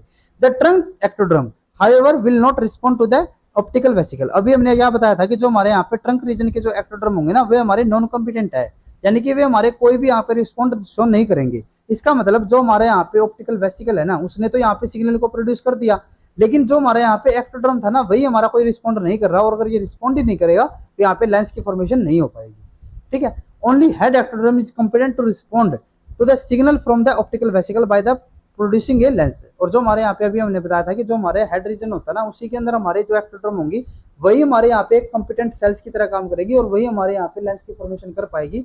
बाकी का जो हमारा रीजन होगा ना, जिसके हमारा ट्रंक रीजन है, वो हमारे यहाँ पे किसी भी तरीके से हमारी लेंस की फॉर्मेशन नहीं कर पाएगा, ठीक है, क्योंकि वे हमारे जो सेल है ना, वे हमारे कंपिटेंट है ही नहीं, ठीक है, वो हमारे रिस्पॉन्ड की तरह यहाँ पे काम कर नहीं सकते, ठीक है। उसके बाद अभी हमने जैसे बताया कि हमारे यहाँ पे जो लेंस की फॉर्मेशन होती है ना, उसके अंदर हमारा सिर्फ यूं ही नहीं है कि जो हमारा ऑप्टिकल वेसिकल है वही हमारा यहाँ पे कोई पैराक्राइन फैक्टर हो रहा है और उसी फैक्टर के थ्रू ही हमारा यहाँ पे लेंस की फॉर्मेशन होगी, ऐसा नहीं होता। उसके अलावा भी हमारे यहाँ पे कुछ फैक्टर्स होंगे जो कि हमारे यहाँ पे इनिशियल स्टेज के अंदर हमारे काम आएंगे लेंस फॉर्मेशन के लिए, ठीक है। It has been found that the first inducer of the lens may be the foregut endoderm and heart forming mesoderm that underlies the lens forming ectoderm during the early and mid gastrula stage. अब क्या होता है, जैसे कि हम यहाँ पे देख सकते हैं, जो हमारी बिल्कुल इनिशियल स्टेज थी ना, मिड ग्लास्ट्रोला या फिर जो हमारी अर्ली ग्लास्ट्रोला स्टेज थी, तो उसके अंदर हमारे क्या होते हैं, हमारे यहाँ पे फोरगट एंडोड्रम और हमारे हर्ट फॉर्मिंग मेसोड्रम्स होते हैं। जैसे कि अब यहाँ पे देख सकते हो, यहाँ पे हमारे क्या हो जाते हैं, ये हमारे डोर्सल मेसोड्रम हो गए, ठीक है। ये हमारे क्या करते हैं, जो हमारे यहाँ पे हेड एक्टोड्रम था ना, उसकी फॉर्मेशन के अंदर काम आएंगे, ठीक है। जैसे हमने बताया ना, that underline the lens forming ectoderm, जो हमारी हेड एक्टोड्रम होगी ना, जहाँ से हमारी लेंस की फॉर्मेशन हो रही है, उसकी यहाँ पे डेवलपमेंट करवाएंगे, ठीक है। यानी कि जो हमारा इनिशियल इंड्यूसर की अगर हम बात करें, वो हमारे कौन से होते हैं, जो हमारी हर्ट फॉर्मिंग मेसोड्रम और जो हमारी फोरगट एंडोड्रम होंगे। अगर हमारे यही यहाँ पे अच्छी तरह की काम नहीं कर पाएंगे, तो यानी कि हमारे यहाँ पे हेड एक्टोड्रम की फॉर्मेशन ही नहीं होगी, और अगर हमारा हेड एक्टोड्रम ही नहीं बन रहा, तो वहाँ पे हमारी लेंस की फॉर्मेशन तो obvious बात है हमारी नहीं हो पाएगी, ठीक है। तो जो हमारे यहाँ पे इनिशियल स्टेज में होते हैं, उसके अंदर हमारे क्या होंगे कि जो हमारा हेड एक्टोड्रम है ना, उसकी फॉर्मेशन हमारी कहाँ से होती है, मेसोड्रम और जो हमारे यहाँ पे फोरगट एंडोड्रम होते हैं वहां से, ठीक है। द एंटीरियर न्यूरोप्लेट में प्रोड्यूस द नेक्स्ट सिग्नल। अब जब हमारे पे जो हमारा हेड एक्टोड्रम था ना, उसके तो हमारे यहाँ पे फॉर्मेशन हो गई, उसके बाद क्या होता है कि जो हमारे यहाँ पे एंटीरियर न्यूरल प्लेट होते हैं, वो हमारे क्या प्रोड्यूस करते हैं, हमारे नेक्स्ट सिग्नल को करेंगे, including the signal that promote the synthesis of the paired box 6 PEX6 transcription factor in the anterior ectoderm. अब क्या होता है, इनिशियली स्टेज में तो हमारा क्या था कि जो हमारे फोरगट एंडोड्रम था, ठीक है, और जो हमारे यहाँ पे मेसोड्रम थे, उन्होंने क्या किया, जो हमारी हेड एक्टोड्रम थी उनकी तो फॉर्मेशन करवा दी। उसके बाद क्या होगा कि जो हमारे यहाँ पे न्यूरल प्लेट होती है ना, ठीक है, एंटीरियर न्यूरल प्लेट, वो हमारी क्या करेगी, नेक्स्ट सिग्नल को प्रोड्यूस करेगी, और वो जो हमारा सिग्नल होता है ना, उन्हीं में से हमारा एक सिग्नल होता है PEX6, या फिर इसको हम क्या बोलते हैं, PEX6, जो कि हमारा क्या करेगा, जो हमारे एक्टोड्रम है ना, हेड एक्टोड्रम, या फिर जो हमारा इनिशियली, अभी तो यहाँ पे हेड एक्टोड्रम हमारा इनिशियल पूरा एक एक्टोड्रम बनाया, हमारा हेड एक्टोड्रम यहाँ पे नहीं हुआ है, तो यहाँ पे जो हमारा PEX6 होगा ना, वो हमारा क्या करता है, एंडोड्रम के साथ जाके हमारा बाइंड करेगा, ठीक है, और बाइंड करने से वो क्या करेगा, this PEX6 factor is required for the competence to respond to the optic vesicle signal. अब हमने पीछे क्या बताया था हमारा यहाँ पे क्या होता था, ऑप्टिकल वेसिकल होता था। ये हमारा क्या करता था, ये हमारा यहाँ पे हेड एक्टोड्रम के साथ जाके बाइंड करता था। इसके कुछ हमारे पैराक्राइन फैक्टर्स होते थे जो कि हमारे क्या करते थे, जो हमारा हेड एक्टोड्रम था उसको इंड्यूस करते थे, किसके लिए, लेंस फॉर्मेशन के लिए। अब जो हमारा यहाँ पे इनिशियली क्या होते थे, एंडोड्रम होते थे, और जो हमारे यहाँ पे मेसोड्रम होते थे वो क्या करते थे, इसकी हमारी फॉर्मेशन कर रहे हैं, ठीक है। फर्दर उसके बाद अब जो हमारे यहाँ पे हेड एक्टोड्रम है ना, वो हमारा कंपिटेंट है, जो हमारे यहाँ पे पैराफैक्टर्स है उनके लिए रिस्पॉन्ड कर पा रहा है। क्यों कर पा रहा है, क्योंकि जो हमारे यहाँ पे हेड एक्टोड्रम रीजन है ना, वो हमारा क्या है, कंपिटेंट है। और उसकी कंपिटेंसी के लिए हमारा यहाँ पे क्या इंपॉर्टेंट होता है, जो हमारा पैक्स6 ट्रांसक्रिप्शन फैक्टर होगा वो। अगर हमारा पैक्स6 जो हमारा ट्रांसक्रिप्शन फैक्टर है, या फिर हमारा जो पैक्स6 प्रोटीन है, वही हमारे यहाँ पे अगर हेड एक्टोड्रम के अंदर जो हमारा नहीं बनेगा, तो यानी कि ये हमारा जो सेल होगा ना, वो हमारा कंपिटेंट की तरह काम नहीं कर पाएगा। इसका मतलब क्या है कि वो हमारा रिस्पॉन्ड नहीं कर पाएगा, और अगर ये रिस्पॉन्ड ही नहीं करेगा तो हमारे यहाँ पे लेंस की फॉर्मेशन नहीं होगी, ठीक है। तो यानी कि जो हमारे यहाँ पे पैक्स6 होता है ना, वो हमारा बहुत ज्यादा इंपॉर्टेंट हो जाता है लेंस फॉर्मेशन के लिए, क्योंकि वही हमारा क्या करेगा, हेड एक्टोड्रम को यहाँ पे इंड्यूस करेगा, या फिर उसको कंपिटेंट बनाएगा किसी पर्टिकुलर फैक्टर, या फिर जो हमारे लेंस फॉर्मिंग फैक्टर थे उनके लिए रिस्पॉन्ड करने के लिए, ठीक है। अब क्या है, in this way the optical vesicle appear to be the lens inducer. The anterior ectoderm has already been induced by the at least 2 other tissues। अब यहाँ पे हमने क्या बताया है कि जो हमारे यहाँ पे ऑप्टिकल वेसिल से जो हमारे रिलीज होंगे ना फैक्टर, वो हमारे लेंस की यहाँ पे इंड्यूसिंग जरूर कर रहे हैं, लेंस की फॉर्मेशन यहाँ पे जरूर करवा रहे हैं, लेकिन जो हमारे यहाँ पे एक्टोड्रम रीजन होता है ना, वो हमारा ऑलरेडी क्या हो जाता है, 2 फैक्टर से हमारा ऑलरेडी इफेक्ट हो जाता है, ठीक है। The optical vesicle appear to secrete the 2 paracrine factor BMP4 and FGF8। अब जो हमारे यहाँ पे ऑप्टिकल वेसिकल होते हैं ना, वो हमारे, अभी हमने क्या बताया था कि हमारे यहाँ पे जो ऑप्टिकल वेसल है वो हमारे किसकी पैराक्राइन फैक्टर को यहाँ पे रिलीज करेंगे, जो कि हमारे हेड एक्टोड्रम के साथ जाके बाइंड होंगे। तो जो हमारे यहाँ पे ट्रांसक्रिप्शन जो हमारे यहाँ पे पैराक्राइन फैक्टर है, वो हमारे कौन कौन से होते हैं, BMP4 और एक हमारा यहाँ पे होता है FGF8, ठीक है। यानी कि जो हमारे यहाँ पे ऑप्टिकल वेसिकल है ना, उसने यहाँ पे 2 फैक्टर को रिलीज किया, कौन कौन से, BMP4 एंड FGF8, और वे हमारे कहाँ पे जाके बाइंड करते हैं, हेड एक्टोड्रम के साथ, ठीक है। और उसके बाद ही यहाँ पे लेंस की फॉर्मेशन हो पाएगी, ठीक है। अब जो हमारे यहाँ पे 2 फैक्टर्स है ना, उनमें से हमारा पहला कौन सा था, BMP4। BMP4 is received by the lens cell and induce the production of the SOX transcription factor. अब जो हमारे यहाँ पे BMP4 होता है ना, वो हमारा कहाँ पे जाके बाइंड करता है, हेड एक्टोड्रम के अंदर, और इसके अंदर ये बाइंड करने के बाद क्या कराएगा, जो हमारे SOX ट्रांसक्रिप्शन फैक्टर है उनकी यहाँ पे सिंथेसिस स्टार्ट करवा देगा, ठीक है। यानी कि जो हमारे ऑप्टिकल वेसिकल था उसने यहाँ पे BMP रिलीज किया, BMP हमारा हेड एक्टोड्रम के साथ जाके बाइंड हुआ, और बाइंड करने के बाद यहाँ पे क्या कर रहा है, ये जो हमारे SOX ट्रांसक्रिप्शन फैक्टर है उनकी सिंथेसिस करवा रहे हैं। उसके अलावा यहाँ पे हमारा जो दूसरा पैराक्राइन फैक्टर था वो हमारा कौन सा था, FGF8। ये हमारा क्या करता है, induce the appearance of the LMAF transcription factor from the lens ectoderm.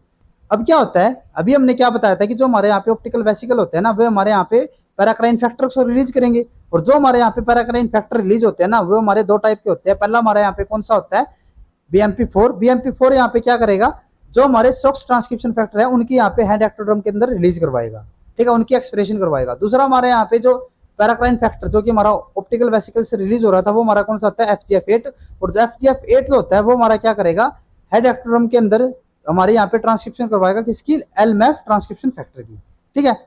अब उसके बाद क्या होता है, the expression of the PAX6 SOX2 एंड LMAF in the ectoderm is needed for the production of the lens and activation of the lens specific genes such as delta crystallin. अब क्या होता है कि जो हमारे यहाँ पे एक्टोड्रम रीजन होता है ना, उसके अंदर हमारे PAX6 SOX2 एंड LMAF, इन सबकी हमारे यहाँ पे ट्रांसक्रिप्शन होनी जरूरी है, क्योंकि अगर इनकी यहाँ पे ट्रांसक्रिप्शन नहीं होगी तो हमारी लेंस की यहाँ पे फॉर्मेशन नहीं होगी। वो क्यों नहीं होती, कि जो हमारे यहाँ पे ये तीनों हमने जो जीन्स बताए हैं ना, PAX6 SOX2 और LMAF, ये हमारे किसकी सिंथेसिस करवाते हैं, डेल्टा क्रिस्टलिन की। और जो हमारा डेल्टा क्रिस्टलिन होता है ना, वही हमारा क्या करवाएगा, फर्दर आगे जाके लेंस की फॉर्मेशन कराएगा, ठीक है। अब क्या होता है, the PAX6 is important in providing the competence to the ectoderm to respond to the inducer from the optic cup। अब जो हमारा यहाँ पे PAX6 होता है ना, वही हमारा क्या कर रहा था, जो हमारा हेड एक्टोड्रम रीजन था उसको कंपिटेंट बना रहा था। अगर हमारा यहाँ पे PAX6 ही नहीं होगा तो जो हमारे यहाँ पे हेड एक्टोड्रम रीजन है वो हमारा कंपिटेंट नहीं हो पाएगा, और अगर वही कंपिटेंट नहीं होगा तो यानी कि हमारे यहाँ पे लेंस की फॉर्मेशन नहीं होगी। जैसे कि आप यहाँ पे देख सकते हो, यहाँ पे हमने 2 रीजन को दिखाया है, एक हमारा कौन सा था, मेसोड्रम, और एक हमारा यहाँ पे होता है एंडोड्रम। और जो हमारे ये दोनों के दोनों रीजन थे ना, वे हमारे क्या करते थे, जो हमारे सेल्स होते थे उसके अंदर हमारी एक्टोड्रम की फॉर्मेशन करवाते थे। इन्होंने यहाँ पे कुछ फैक्टर्स को रिलीज किया, और वो हमारे क्या करवा रहे हैं, जो हमारे सेल्स है उसके अंदर हमारी हेड एक्टोड्रम की यहाँ पे फॉर्मेशन करवा रही है। उसके बाद क्या होता है, जो हमारे यहाँ पे हेड एक्टोड्रम रीजन की फॉर्मेशन हो जाती है ना, उसके अंदर हमारे क्या होंगे, OTX की एक्सप्रेशन होगी, ठीक है। OTX जो हमारे एक्सप्रेशन करवा रहा है, उसके बाद यहाँ पे क्या होता है कि हमारे जो हेड एक्टोड्रम रीजन था ना, उसके अंदर हमारे पैक्स 6 और ओटीएक्स की हमारे दोबारा से फॉर्मेशन होगी। जो हमारे यहाँ पे ओटीएक्स 2 होता है ना, वो हमारा क्या करवाता है, जो हमारे यहाँ पे सेल्स है ना ऊपर की तरफ, उनसे हमारी न्यूरल प्लेट की फॉर्मेशन करवाएगा। ठीक है, अब जैसे हमारे यहाँ पे न्यूरल प्लेट की फॉर्मेशन होती है, तो वो यहाँ से हमारे कुछ फैक्टर्स को रिलीज करेगा, जैसे हमने यहाँ पे बताया था पैक्स 6। जो हमारा पैक्स 6 होगा ना, वो हमारा क्या करेगा, जो हमारा हेड एक्टोड्रम की यहाँ पे फॉर्मेशन हुई है उसको यहाँ पे कॉम्पिटेंट बनाएगा। ठीक है, तभी ये क्या कर पाएगा, जो हमारे सिग्नल्स आएंगे, जो हमारे ऑप्टिकल वेसिकल थे वहां से हमारे जो सिग्नल आएंगे उनको यहाँ पे कॉम्पिटेंट, उनको रिस्पॉन्ड कर पाएगा। ठीक है, अब क्या होता है कि जैसे हमारा यहाँ पे जो हेड एक्टोड्रम है वो हमारा यहाँ पे कॉम्पिटेंट हो जाता है, तो उसके बाद क्या होगा, हमारे यहाँ पे जैसे कि हमने यहाँ पे बताया ना कि जो हमारे यहाँ पे हेड एक्टोड्रम जो होगा रीजन हमारा, वो हमारे यहाँ पे जब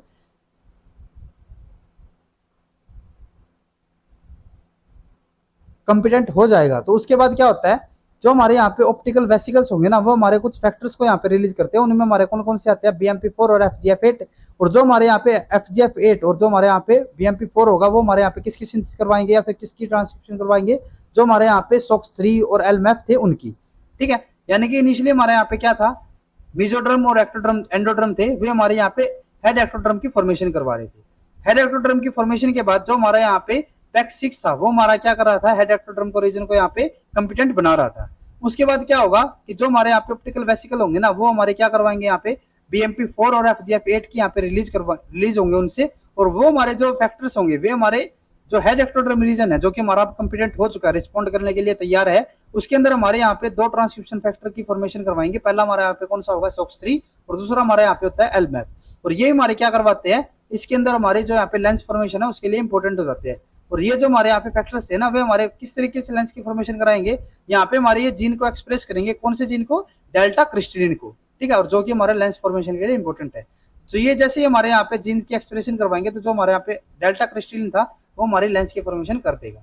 ठीक है, अब क्या होगा कि जैसे हमारे यहाँ पे लेंस की फॉर्मेशन होती है, तो हमने बताया था पीछे जैसे कि वहां पे हमारी क्या होगी, रेसिप्रोकल ट्रांसडक्शन होगी, जिसके अंदर क्या करेंगे, जो हमारे यहाँ पे हेड एक्टोड्रम रीजन था, जो कि हमारा अभी रिस्पॉन्डर की तरह काम कर रहा था, वो हमारा इंड्यूसर की तरह काम करेगा, और वो कुछ फैक्टर यहाँ पे रिलीज करेगा, और वो फैक्टर हमारे कहाँ पे जाके बाइंड होंगे, जो हमारा हेड ऑप्टिकल रीजन था ना, ठीक है, ऑप्टिकल वेसिकल, वहां पे जाके ये बाइंड हो जाएंगे, और बाइंड करने के बाद वहां पे क्या होगा, हमारी रेटिना की फॉर्मेशन होगी।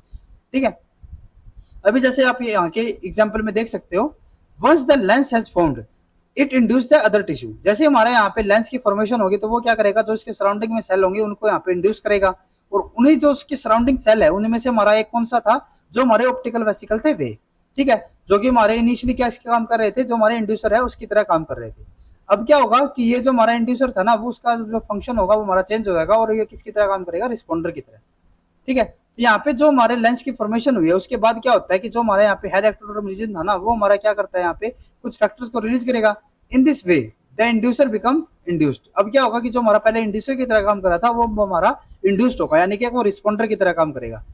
Under the influence of the factor secreted by the lens, जो हमारे यहाँ पे फैक्टर्स रिलीज होंगे ना लेंस से, ठीक है, वो क्या करते हैं, the optical vesicle become the optic cup and the wall of the optic cup differentiate into two layers, the pigmented retina and neural retina। अब क्या होता है कि जो हमारे यहाँ पे सेल्स होंगे ना, अभी हमने क्या बताया था कि जो हमारे यहाँ पे हेड एक्टोड्रम रीजन होगा, उसके अंदर हमारी लेंस की फॉर्मेशन होगी। लेंस की फॉर्मेशन होती है, क्या करेगा, कुछ सिग्नल्स को यहाँ पे रिलीज करेगा।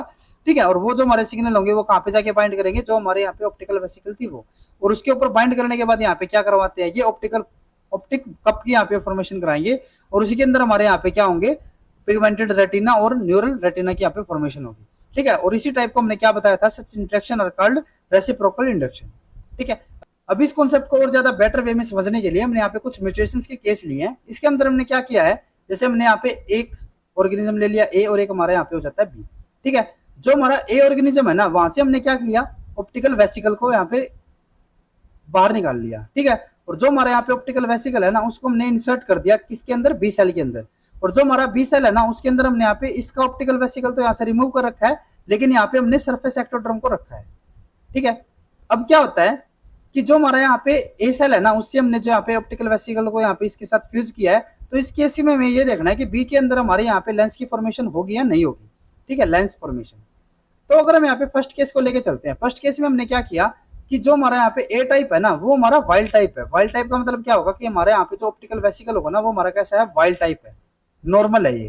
ठीक है, तो अगर ये नॉर्मल होगा तो यानी कि ये जो हमारे यहाँ पे पैराकाइनेटिक फैक्टर को यहाँ पे रिलीज करवा रहा था, वे हमारे कौन कौन से होते थे, BMP4 और एक हमारा FGF8 होता था। ठीक है, तो ये क्या करवा रहा है कि जो हमारा यहाँ पे ए सेल था ना, वो हमारा नॉर्मल ऑप्टिकल वेसिकल था उसके पास, और उसके हमने क्या कर दिया, बी सेल के अंदर इंसर्ट कर दिया। बी सेल के अंदर इंसर्ट करने के बाद क्या होगा कि जो हमारा ऑप्टिकल वेसिकल है वो हमारे कुछ पैराक्राइन फैक्टर को रिलीज करेगा, जिसमें हमारे बीएमपी4 और एफजीएफ8 थे। और ये जो हमारे यहाँ पे हेड एक्टोड्रम था उसके साथ जब ये जाके बाइंड करेंगे तो वहां पे हमारी लेंस की फॉर्मेशन हो जाएगी। ये तो मैंने पीछे बताया था, जो हमारे बीएमपी4 और एफजीएफ8 थे वे हमारे कुछ यहाँ पे ट्रांसक्रिप्शन फैक्टर को रिलीज करवाते या फिर उसको एक्सप्रेस करवा रहे थे, जिससे हमारे यहाँ पे लेंस की फॉर्मेशन हो रही थी। तो यहाँ पे तो हमारे नॉर्मल केस में हमारी दोनों का हमारे वाइल्ड टाइप के, तो वहां पे तो हमारी यहाँ पे लेंस की फॉर्मेशन हो जाती है।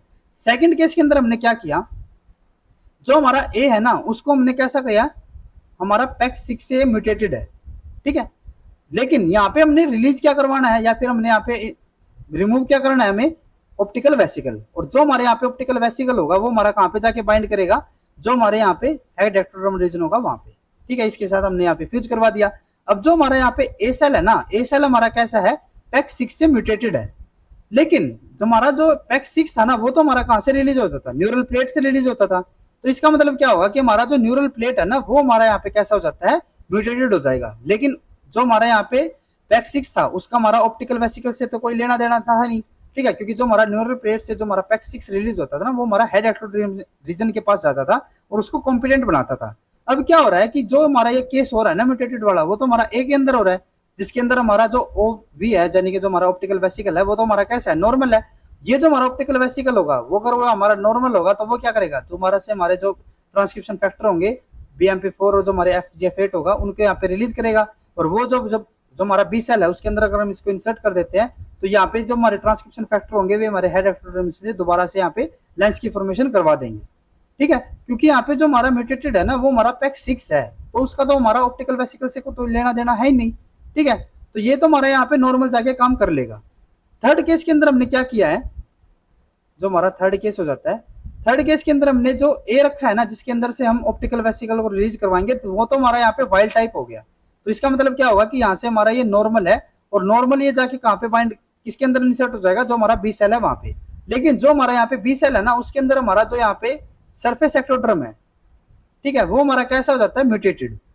अब ये म्यूटेटेड होगा तो इसका मतलब क्या होगा, अभी हमने जैसे पीछे बताया था कि हमारे न्यूरल प्लेट होते थे, न्यूरल प्लेट यहाँ पे क्या करती थी, पैक6 को रिलीज करवाते थे, और पैक6 हमारे यहाँ पे जब रिलीज हो जाते थे उसके बाद ये क्या करते थे, सरफेस एक्टोड्रम को यहाँ पे कंपिटेंट बनाते थे।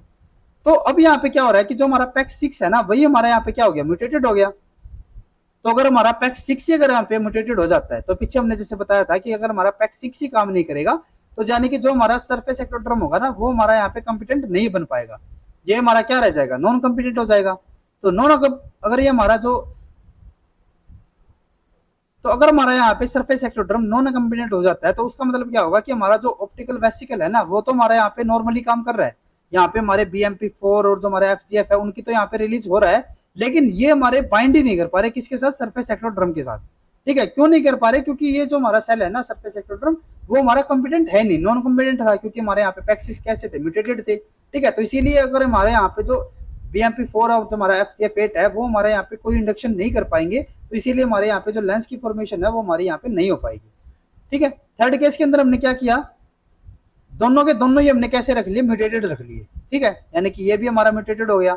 लेकिन यहाँ पे अगर म्यूटेशन करवा रहे हैं तो उससे तो हमारा कोई फर्क पड़ेगा नहीं, क्यों नहीं पड़ेगा, क्योंकि यहाँ पे हम जो रिलीज करवाएंगे ना वो हमारा कौन सा होगा, ऑप्टिकल वेसिकल। ये हमारा कहाँ पे जाके इंसर्ट हो जाएगा, जो हमारा बी टाइप का सेल था वहां पे, और वहां पे हमारा जो सरफेस एक्टोड्रम है तो दोबारा से हमारा यहाँ पे कैसा है, म्यूटेटेड है, ठीक है। तो अगर हमारे यहाँ पे पैक6 दोबारा से म्यूटेटेड होगा तो हमारे यहाँ पे क्या होगा, जो सरफेस एक्टोड्रम होगा वो हमारे यहाँ पे कंपिटेंट नहीं बन पाएगा, और अगर ये कंपिटेंट नहीं होगा तो ये रिस्पॉन्ड नहीं कर पाएगा, और अगर ये रिस्पॉन्ड ही नहीं करेगा तो यानी कि यहाँ पे लेंस की फॉर्मेशन दोबारा से नहीं होगी। यहाँ पे हमने डिफरेंट टाइप के म्यूटेशंस को देखा जिससे कि हमारे यहाँ पे लेंस की फॉर्मेशन हो रही थी या फिर नहीं हो रही थी, उसको हमने यहाँ पे चेक किया, ठीक है। अब इस कॉन्सेप्ट को और ज्यादा क्लियर करने के लिए हमने यहाँ पे एक क्वेश्चन को भी लिया है। इसके अंदर क्या है, the functionality of the Pax6 gene in the formation of the optic and the nasal structure may be attributed to the following. अब जो हमारे यहाँ पे पैक6 जीन है ना उसके लिए हमें यहाँ पे कुछ स्टेटमेंट दी हुई है, ठीक है, जिसमें से हमें यहाँ पे करेक्ट स्टेटमेंट को सिलेक्ट करना है। पहले अगर हम यहाँ पे स्टेटमेंट देखते हैं तो पहले स्टेटमेंट क्या है, Pax6 make the optic vesicle competent and allow the lens formation. ये हमारे यहाँ पे इनकरेक्ट स्टेटमेंट होगी, क्योंकि जो हमारा पैक6 होता था ना वो हमारा क्या करता था, वो हमारा हेड एक्टोड्रम के रीजन के साथ जाके बाइंड करता था और उसको यहाँ पे कंपिटेंट बनाता था, ठीक है, ना कि जो हमारे ऑप्टिकल वेसिकल है उसको, ठीक है। क्योंकि ऑप्टिकल वेसिकल तो क्या करेंगे, यहाँ पे हमारी दोबारा से पैराकाइन फैक्टर को रिलीज करेंगे और हेड एक्टोड्रम से हमारी लेंस की फॉर्मेशन कराएंगे। तो जो हमारा PEX6 है ना, वो हमारा कंपिटेंट किसको बनाएगा, हेड एक्टोड्रम को या फिर सरफेस एक्टोड्रम को, ना कि ऑप्टिकल वेसिकल को। तो पहला स्टेटमेंट हमारा यहाँ पे इनकरेक्ट हो गया। नेक्स्ट इन्होंने क्या दिया हुआ है, the optic vesicle can induce any part of the head ectoderm to form the nasal and optical structure due to presence of PEX6। अभी यहाँ पे इन्होंने क्या बोला है कि जो हमारा ऑप्टिकल वेसिकल है ना, कैन इंड्यूस, जो हमारा इंड्यूस करेगा किसके लिए, formation of head ectoderm to form the nasal and the optical structure. ये भी हमारे यहाँ पे इनकरेक्ट स्टेटमेंट होगी, क्योंकि हमारा जो PEX6 होता है ना, वो हमारा किसके लिए इंड्यूस करेगा, वो हमारा लेंस के लिए फॉर्मेशन की इंड्यूस करेगा, ना कि हमारे ऑप्टिकल स्ट्रक्चर के लिए। ठीक है, तो यह भी हमारे यहाँ पे क्या हो जाती है, इनकरेक्ट स्टेटमेंट हो जाएगी। उसके बाद इन्होंने क्या बोला है, PEX6 render the head ectoderm competent to receive signal from the optical vesicle. ये हमारा बिल्कुल करेक्ट स्टेटमेंट होगा, क्योंकि जो हमारा PEX6 होता है ना, वो हमारा क्या करता है, हेड एक्टोड्रम रीजन को यहाँ पे कंपिटेंट बनाएगा, किसके लिए, जो हमारे ऑप्टिकल वेसिकल से जो हमारे पैराक्राइन फैक्टर होंगे उनको रिलीज करने के लिए या फिर उनको रिसीव करके उसके लिए रिस्पॉन्ड करने के लिए। ठीक है, ये भी हमारे यहाँ पे क्या हो जाती है, करेक्ट स्टेटमेंट हो गई। उसके बाद नेक्स्ट हमारे यहाँ पे स्टेटमेंट है, apart from the optic vesicle the head ectoderm may also be induced by the BMP and FGF, so PEX6 is not exclusive for the lens formation. ये हमारे यहाँ पे बिल्कुल करेक्ट स्टेटमेंट होगी, क्योंकि हमने पीछे भी देखा था कि जो हमारी हेड एक्टोड्रम रीजन से जो हमारी लेंस की फॉर्मेशन हो रही है, उसके लिए PEX6 हमारा इंपॉर्टेंट जरूर है, क्योंकि PEX6 हमारा क्या कर रहा है, इसको कंपिटेंट बना रहा है। लेकिन हमारा यहाँ पे PEX6 ही सिर्फ हमारा लेंस की फॉर्मेशन के लिए इंपॉर्टेंट नहीं होता, उसके अलावा हमारे यहाँ पे दूसरे फैक्टर्स भी होते हैं, जैसे कि हमारा BMP4 था, ठीक है, और हमारा FGF8 था। वे हमारे इंपॉर्टेंट होते हैं किसके लिए, जो हमारे यहाँ पे हेड एक्टोड्रम रीजन है उसकी फॉर्मेशन के लिए। ठीक है, तो इसीलिए हमारे यहाँ पे सिर्फ PEX6 ही इंपॉर्टेंट नहीं है, उसके अलावा हमारे यहाँ पे कुछ दूसरे पैराक्राइन फैक्टर भी होते हैं, जैसे कि BMP4 और FGF। इन्होंने यहाँ पे सिर्फ BMP और FGF ही दिया है, तो ये भी हमारे यहाँ पे करेक्ट होंगे। ठीक है, तो यानी कि ये भी हमारे इंपॉर्टेंट हो जाते हैं लेंस फॉर्मेशन के लिए। तो यानी कि हमारे यहाँ पे जो डी स्टेटमेंट होगी वो भी हमारे यहाँ पे करेक्ट हो जाती है। तो हमारी करेक्ट स्टेटमेंट कौन कौन सी है, C और D। तो इसीलिए हमारे यहाँ पे जो B ऑप्शन होगा वो हमारे यहाँ पे करेक्ट हो जाता है। तो आज के लेक्चर में बस इतना ही। नेक्स्ट लेक्चर के अंदर हम सेल सिग्नल के बारे में बात करेंगे। तो अगर आपको ये वीडियो यूजफुल लगी हो तो please like and share this video, और डेवलपमेंटल बायोलॉजी एंड इसी तरीके के कॉन्सेप्ट्स के लिए please subscribe to our YouTube channel Scholars Concepts. Thank you.